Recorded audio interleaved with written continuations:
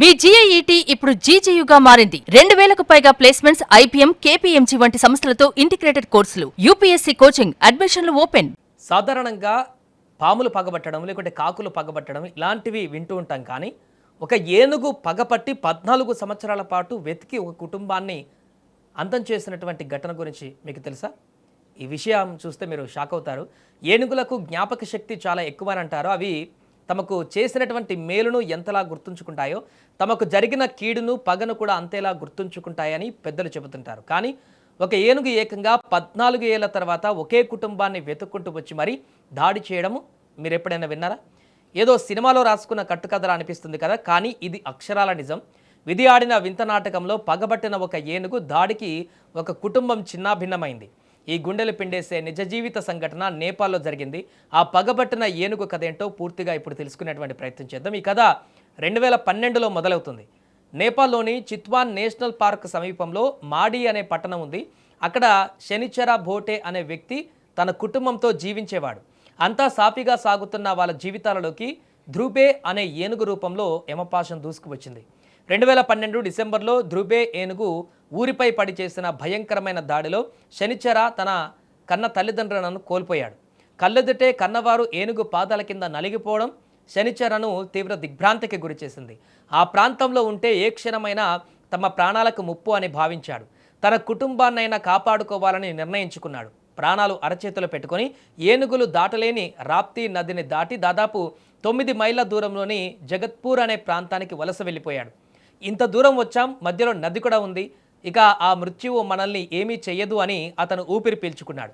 కానీ విధి వారిని చూసి వెక్కిరించింది. శనిచర భోటే కుటుంబం ఆ చేదు జ్ఞాపకాలను మర్చిపోయి కొత్త జీవితం మొదలుపెట్టింది. కాలచక్రం గిరున తిరిగింది. ఏకంగా 14 సంవత్సరాలు గడిచిపోయాయి.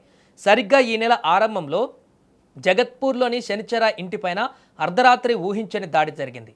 అది మరేదో కాదు, 14 ఏళ్ల క్రితం తన తల్లిదండ్రులను బలి తీసుకున్న అదే ధ్రుబే ఏనుగు.